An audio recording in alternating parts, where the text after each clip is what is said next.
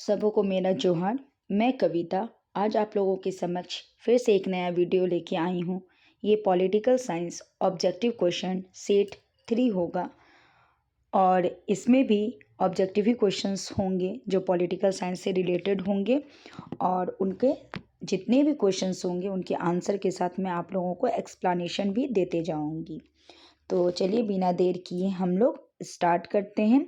हमारा जो first question है वो है कि स्वतंत्रता के बाद भारतीय संघ में शामिल होने वाली अंतिम देसी रियासत कौन थी?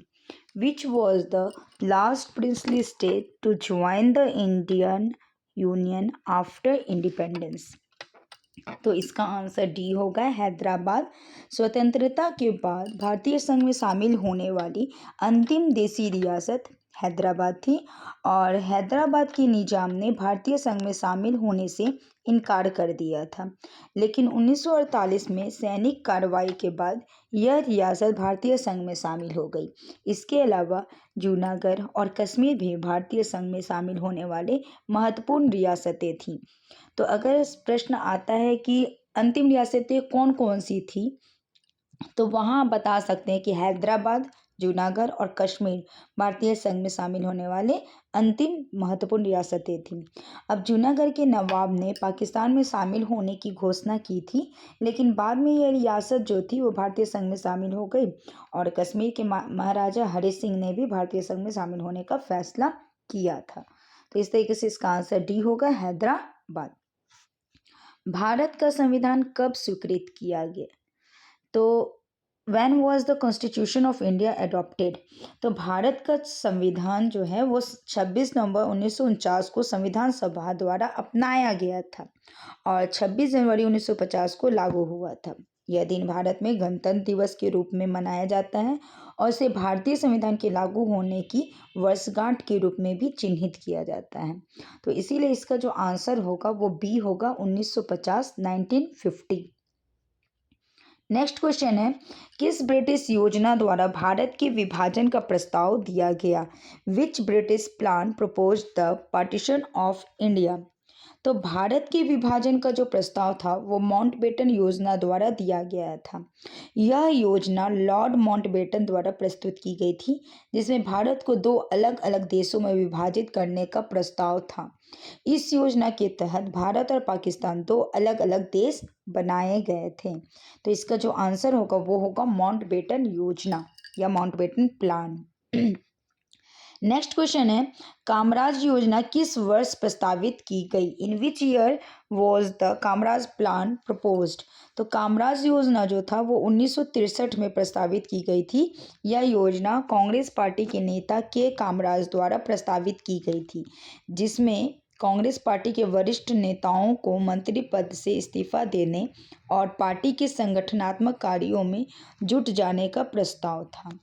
तो इसका आंसर सी 1963 होगा। नेक्स्ट क्वेश्चन है, भारत के किस राज्य में तेलुगु देशम पार्टी सक्रिय है? In which state of India is the Telugu Desam party active?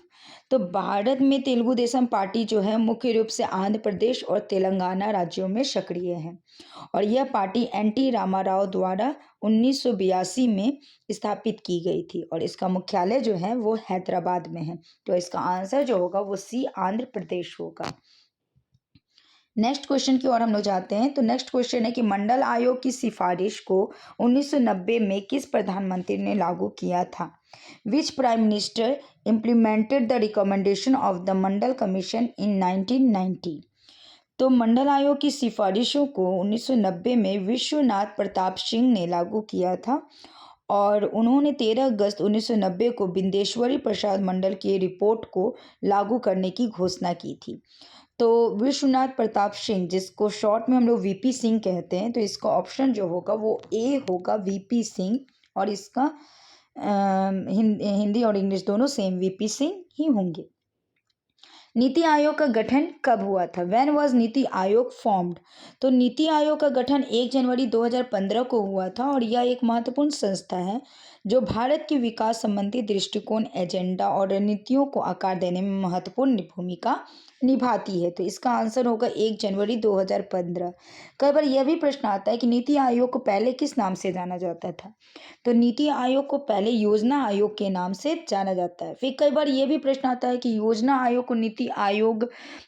आयोग का नाम बदल के नीति आयोग क्यों कर दिया गया? तो मुख्यतः योजना आयोग को नीति आयोग इसलिए बदल दिया गया क्योंकि योजना आयोग जो था उस समय जो भी कार्यभार हुआ करते थे तो वो मुख्यमंत्री तक दिए जाते थे और मुख्यमंत्री उनको संचालित करते थे।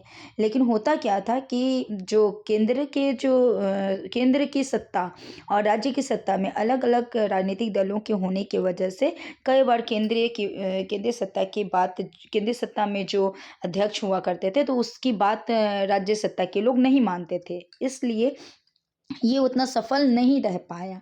तो योजना आयोग को इस वजह से नाम चेंज किया गया और नीति आयोग का नाम रखा गया। और जब नीति आयोग का नाम गठित किया गया जो 1 जनवरी 2015 को हुआ था, तो इस समय जो होता था वो केंद्रीय सत्ता का जो भी नियम कानून बने रहते थे वो डायरेक्ट राज्यपाल के पास जाते थे।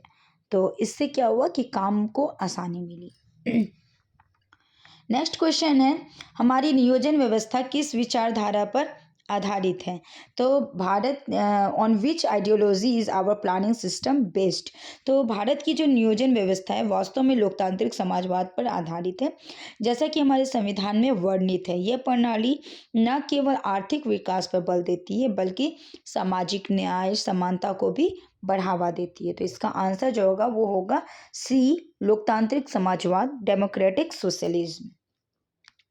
नेक्स्ट क्वेश्चन है, किस पंचवर्षीय योजना में गरीबी हटाओ को प्राथमिकता दी गई थी? इन विच 5 ईयर प्लान वॉज गरीबी हटाओ गिवन प्रायोरिटी?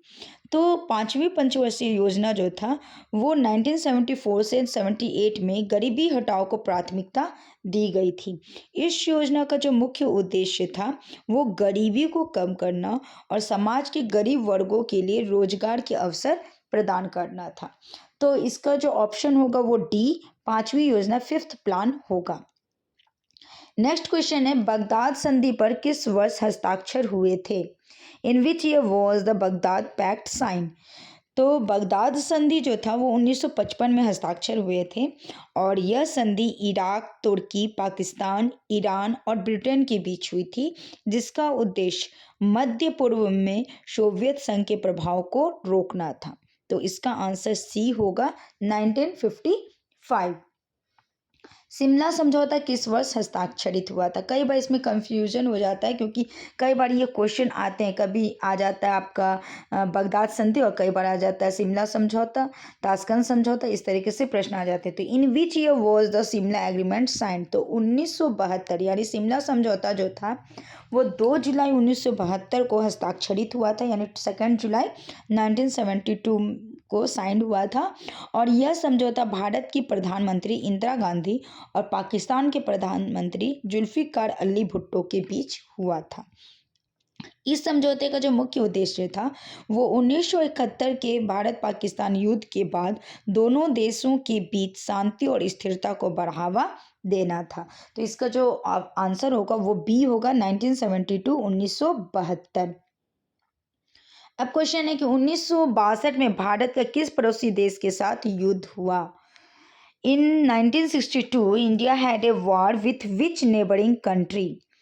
तो 1962 में भारत का चीन के साथ युद्ध हुआ था और यह युद्ध सीमा विवाद के कारण हुआ था, जिसमें चीन ने भारत के उत्तर पूर्वी क्षेत्रों पर हमला किया था और इस युद्ध में भारत को कुछ क्षेत्रों में हार का सामना करना पड़ा, लेकिन अंततः चीन ने एक तरफा संघर्ष विराम की घोषणा की थी। तो इसका जो आंसर होगा वो बी होगा, चीन या चाइना। नेक्स्ट क्वेश्चन की ओर आगे हम लोग बढ़ते हैं। तो नेक्स्ट क्वेश्चन है कि जब 1969 में कांग्रेस में फूट पड़ी उस समय पार्टी का अध्यक्ष कौन था? Who was the president of the party when the Congress split in 1969? तो जब 1969 में कांग्रेस में फूट पड़ी थी तो उस समय पार्टी के जो अध्यक्ष थे वो निजलिंगप्पा थे। यह फूट जो पड़ा था वो इंदिरा गांधी के नेतृत्व और कांग्रेस पार्टी के अन्य नेताओं के बीच मतभेदों के कारण हुई थी और इंदिरा गांधी का जो पार्टी का जो अनुशासन था उसका उल्लंघन करने के लिए उन्हें निष्कासित कर दिया गया था, जिसके बाद उन्होंने एक प्रतिद्वंदी संगठन की स्थापना की जो कांग्रेस आर के रूप में जाना गया। तो इसका जो बेस्ट आंसर होगा वो एस निजलिंगप्पा होंगे। नेक्स्ट क्वेश्चन है, कांग्रेस में विभाजन किस वर्ष हुआ? तो अभी जस्ट मैंने ये बात किया कि 1969 में कांग्रेस में फूट पड़ी थी और उसी समय पार्टी का अध्यक्ष जो थे वो एस निजलिंगप्पा थे। तो इसका भी आंसर सी होगा 1969। नेक्स्ट क्वेश्चन है, भारत के प्रथम और गैर कांग्रेसी प्रधानमंत्री कौन थे? Who was India's first non Congress prime minister? तो भारत के प्रथम गैर कांग्रेसी प्रधानमंत्री मोरारजी देसाई थे। वह 24 मार्च 1977 से 28 जुलाई 1979 तक भारत के प्रधानमंत्री रहे। मोरारजी देसाई जनता पार्टी से जुड़े हुए थे, जो कांग्रेस के बाहर एक गठबंधन सरकार थी, और उनका प्रधानमंत्रित्व काल कई महत्वपूर्ण निर्णयों और घटनाओं से भरा पड़ा था। तो इसका जो आंसर होगा वो होगा ए मोरारजी देसाई। नेक्स्ट क्वेश्चन है, किस संविधान संशोधन को लघु संविधान की संज्ञा दी जाती है? Which constitutional amendment is known as the mini constitution? तो 42वें संविधान संशोधन को लघु संविधान की संज्ञा दी जाती है। यह संशोधन 1976 में किया गया था, यानी 1976 में यह संशोधन हुआ था, और इसमें संविधान के कई महत्वपूर्ण प्रावधानों में बदलाव किए थे। तो इसका आंसर जो होगा वो ए होगा, 42वां संशोधन या 42nd अमेंडमेंट। नेक्स्ट क्वेश्चन है, संपूर्ण क्रांति से किसका नाम जुड़ा है? आप देख सकते हैं ये बहुत ही इंपॉर्टेंट क्वेश्चन, बार बार मैं हर सेट में ला रही हूँ इसे। Who is associated with the total revolution? तो संपूर्ण क्रांति से जयप्रकाश नारायण का नाम जुड़ा है, और ये वह एक प्रमुख सामाजिक और राजनीतिक नेता थे जिन्होंने 1970 के दशक में भारत में संपूर्ण क्रांति का आह्वान किया था। तो इसका आंसर सी होगा, जयप्रकाश नारायण। तो कई बार ऐसा होता है बच्चों कि संपूर्ण क्रांति से संबंधित क्वेश्चन जो होते हैं वो 5 नंबर के जो लॉन्ग क्वेश्चन होते हैं उसमें भी पूछे जाते हैं, तो इस पे पूरा ध्यान दीजिएगा आप लोग। नेक्स्ट क्वेश्चन है, 1977 में यानी 1977 में जनता पार्टी शासन में कौन प्रधानमंत्री बना? अभी जस्ट हम लोग इस पर चर्चा किए थे कि 1977 में जनता पार्टी शासन में मोरारजी देसाई प्रधानमंत्री बने थे, और वह स्वतंत्र आधुनिक भारत के क्या इतिहास में पहले गैर कांग्रेसी प्रधानमंत्री थे। तो इसका आंसर सी होगा, मोरारजी देसाई। नेक्स्ट क्वेश्चन है, अमृतसर मंदिर को आतंकवादियों से मुक्त करने के लिए कौन सा अभियान चलाया गया था? Which operation was carried out to free the Amritsar temple from terrorist? तो अमृतसर के स्वर्ण मंदिर को आतंकवादियों से मुक्त करने के लिए ऑपरेशन ब्लू स्टार चलाया गया था, और यह अभियान 1984 में भारतीय सेना द्वारा चलाया गया था। तो इसका जो आंसर होगा वो सी होगा, Operation Blue Star. Next question है, इंदिरा गांधी की हत्या किस वर्ष हुई? In which year was Indira Gandhi assassinated?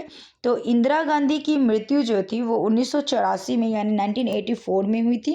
उनकी हत्या 31 अक्टूबर 1984 को नई दिल्ली में उनके ही आवास पर सुबह 9:30 पे उनके 2 सिख अंगरक्षकों सतवंत सिंह और बेअंत सिंह ने गोली मारकर की थी। तो इसका आंसर बी होगा, 1984। नेक्स्ट क्वेश्चन है, पूर्वोत्तर भारत की 7 बहनों में कौन सा राज्य शामिल नहीं है? विच state is not included in the 7 sister of north east India?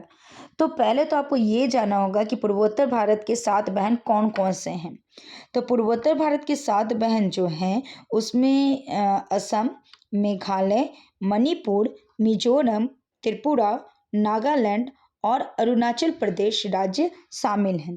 तो यहाँ हम लोग देख सकते हैं कि हमारे पास जो ऑप्शन है वो 4 ऑप्शन दिए गए हैं, जिसमें ए है जम्मू कश्मीर, बी है नागालैंड, सी है मिजोरम और डी है मेघालय। तो हम देख सकते हैं कि इससे पहले जो मैंने बताया आप लोगों को कि 7 बहन कौन कौन से हैं, उसमें हमने नागालैंड, मिजोरम और मेघालय का नाम लिया, जबकि जम्मू कश्मीर का नाम नहीं लिया। तो इसमें प्रश्न है कि कौन सा राज्य शामिल नहीं है? Which state is not included in the 7 sisters of North East India? तो इसका आंसर ए होगा, जम्मू कश्मीर। नेक्स्ट क्वेश्चन है, उत्तर पूर्वी क्षेत्रीय परिषद में 8वीं सदस्य के रूप में किसे शामिल किया गया है? Who has been included as the 8th member in the north eastern council? तो उत्तर पूर्वी क्षेत्रीय परिषद में 8वीं सदस्य के रूप में सिक्किम को शामिल किया गया है और यह संशोधन 2002 में उत्तर पूर्वी परिषद अधिनियम में किया गया था। तो इसका जो आंसर होगा वो सी होगा, सिक्किम। नेक्स्ट क्वेश्चन की और आगे हम लोग बढ़ें तो नेक्स्ट क्वेश्चन है, नेशनल कॉन्फ्रेंस पार्टी किस राज्य में सक्रिय है? In which state is the National Conference party active? तो नेशनल कॉन्फ्रेंस पार्टी जो है वो मुख्य रूप से जम्मू और कश्मीर राज्य में सक्रिय है और यह जो पार्टी है वो जम्मू कश्मीर की राजनीति में एक महत्वपूर्ण भूमिका निभाती है। तो इसका जो आंसर होगा वो सी होगा, जम्मू कश्मीर। नेक्स्ट क्वेश्चन है, आम आदमी पार्टी का गठन किस वर्ष में हुआ था? इन विच ईयर वॉज द आम आदमी पार्टी फॉर्म्ड? तो आम आदमी पार्टी का जो गठन हुआ था वो 26 नवंबर 2012 को हुआ था, 26 नवंबर 2012। और यह जो पार्टी है इसमें अरविंद केजरीवाल और अन्ना हजारे के जन लोकपाल आंदोलन से निकलकर बनी थी। नेक्स्ट क्वेश्चन है, बोल्शेविक क्रांति का नेतृत्व किसने किया था? Who led the Bolshevik revolution? तो बोल्शेविक क्रांति जो है यानी बोल्शेविक रिवॉल्यूशन जो है उसका नेतृत्व व्लादिमीर इलिच लेनिन ने किया था। और लेनिन एक रूसी क्रांतिकारी और राजनेता थे जिन्होंने 1917 में रूसी क्रांति के दौरान बोल्शेविक पार्टी का नेतृत्व किया था। उन्होंने कार्ल मार्क्स के वर्ग संघर्ष के सिद्धांत से प्रेरणा ली थी और रूस में एक नई आर्थिक व्यवस्था को लागू करने का प्रयास किया था। तो बोल्शेविक क्रांति का जो नेतृत्व है वो व्लादिमीर इलिच लेनिन ने किया था। यहाँ पे हम देख रहे हैं कि जो हमारे पास 4 ऑप्शन है इसमें शॉर्ट नेम है, तो मैंने कहा व्लादिमीर इलिच लेनिन, तो ऑप्शन ए होगा, लेनिन। नेक्स्ट क्वेश्चन है हमारा, कौन सा वर्ष भारत चीन मित्रता वर्ष के रूप में मनाया गया? Which year was celebrated as the India China friendship year?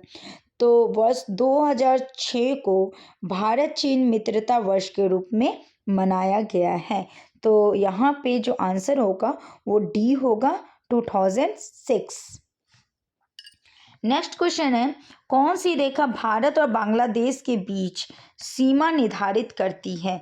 Which line determines the border between India and Bangladesh? तो रेड क्लिफ लाइन या रेखा भारत और बांग्लादेश जो तत्कालीन पूर्वी पाकिस्तान थी के बीच निर्धारित करती थी। तो इसका जो आंसर होगा वो रेड क्लिफ लाइन होगा, C option. Next question 28 number है, संयुक्त राष्ट्र संघ की स्थापना कब हुई? When was the United Nation established? तो संयुक्त राष्ट्र की स्थापना जो है वो 24 अक्टूबर 1945 को हुई थी। यह द्वितीय विश्व युद्ध के दौरान उभरे एक नए संगठन की स्थापना के विचार से उत्पन्न हुआ था जिसका उद्देश्य अंतर्राष्ट्रीय व्यवस्था को अधिक समतापूर्ण और न्यायोचित बनाना था। तो इसका जो आंसर होगा वो ए होगा, 1945। नेक्स्ट क्वेश्चन है, शांति हेतु एकजुट हो जाओ योजना का प्रस्तावक कौन था? Who was the proponent of the United for piece plan? तो डीन अचेसन इसका सही उत्तर होगा, ऑप्शन ए। शांति हेतु एकजुट हो जाओ योजना के प्रस्तावक जो थे वो डीन अचेसन थे जो संयुक्त राष्ट्र संघ के पहले महासचिव थे और उन्होंने यह योजना शांति और सुरक्षा को बढ़ावा देने के लिए प्रस्तुत की थी। और लास्ट और अंतिम प्रश्न है, हम लोग विश्व पर्यावरण दिवस कब मनाते हैं? Where was the first international conference on environmental protection held? तो हम लोग विश्व पर्यावरण दिवस 5 जून को मनाते हैं। यह दिवस पर्यावरण संरक्षण और उसके महत्व के बारे में जागरूकता बढ़ाने के लिए मनाया जाता है। तो इसका जो ऑप्शन होगा वो बी होगा, 5 जून। तो इस तरीके से देखते हैं बच्चों हम लोग कि 1 से लेकर 30 क्वेश्चन तक अभी तक हम लोग उसका आंसर को दिए और उसका एक्सप्लेनेशन भी किए। और मैं फिर से आप लोगों को कह दूं कि ये जो मैं आंसर दे रही हूँ और एक्सप्लेनेशन दे रही हूँ, ये आपके 2 नंबर्स, 3 नंबर्स एंड 5 नंबर्स तीनों के लिए एक्सेप्टेबल है। क्यों? क्योंकि मैंने यहाँ पे एक्सप्लेनेशन भी दिया है। ऐसे प्रश्न भी हैं जो आप लोगों को ये 2 नंबर के या 3 नंबर के या 5 नंबर में भी दिए जा सकते हैं। तो आप तैयारी ज़ोर-शोर से करें। आपका एग्ज़ाम सच में बहुत अच्छा जाएगा अगर आप इन क्वेश्चंस की तैयारी अच्छे से कर लेंगे तो। तब तक के लिए धन्यवाद। Thank you.